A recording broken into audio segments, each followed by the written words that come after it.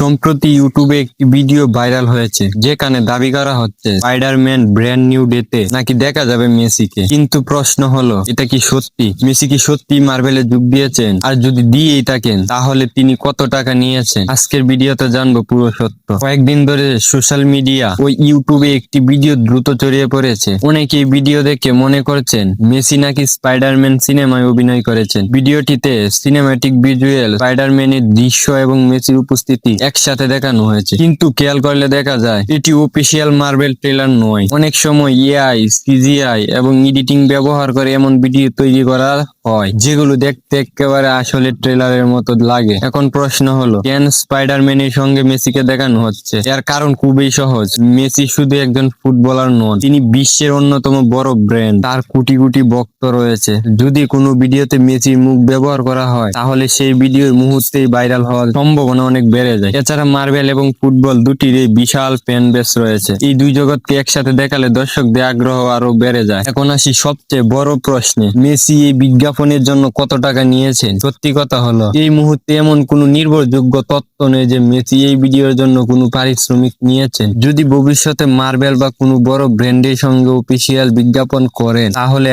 আন্তর্জাতিক সংবাদ মাধ্যমের তথ্য অনুযায়ী মেসির মতো একজন সুপারস্টার একটি বড় ব্র্যান্ড ক্যাম্পেইনের জন্য কয়েক মিলিয়ন ডলার পর্যন্ত পারিশ্রমিক পেতে পারেন। তবে এই ভাইরাল ভিডিওর ক্ষেত্রে কোনো নিশ্চিত অক্ষ প্রকাশ করা হয়নি, তাই মেসি 10 মিলিয়ন ডলার নিয়েছে বা 20 মিলিয়ন ডলার নিয়েছেন এমন দাবি করার মতো কোনো প্রমাণ নেই। ভবিষ্যতে যদি মার্বেল সত্যি মেসিকে কোনো ক্যামিও চরিত্রে নিয়ে আসে তাহলে সেটা হবে ইতিহাস, কারণ ফুটবল ও সুপার হিরো দুই জগতে সবচেয়ে বড় দুই ব্র্যান্ড একসাথে কাজ করবে। মেসিকে হয়তো দেখা যেতে পারে স্টেডিয়ামের কোনো দৃশ্যে, কোনো বিশেষ অতিথির চরিত্রে অথবা নিজের চরিত্রে। এমন কিছু হলে সিনেমা প্রচারণা কয়েক গুণ বেড়ে যাবে। সবশেষে বলা যায়, বর্তমান ভাইরাল ভিডিওটি দেখে অনেকেই বিভ্রান্ত হচ্ছে, কিন্তু এখন পর্যন্ত কোনো অফিসিয়াল ঘোষণা নেই যে Messi Spiderman brand new day সিনেমায় অংশ নিয়েছেন এবং তিনি কত টাকা নিয়েছেন এ সম্পর্কে কোনো নিশ্চিত তথ্য প্রকাশিত হয়নি। তাই সোশ্যাল মিডিয়া ভাইরাল কোনো ভিডিও দেখলেই সেটিকে সত্যি ধরে নেওয়ার আগে অবশ্যই অফিসিয়াল তথ্য যাচাই করা উচিত। আপনি কি মনে হয়? আপনি কি চান ভবিষ্যতে মেসিকে সত্যি মার্বেল সিনেমায় দেখা যাক?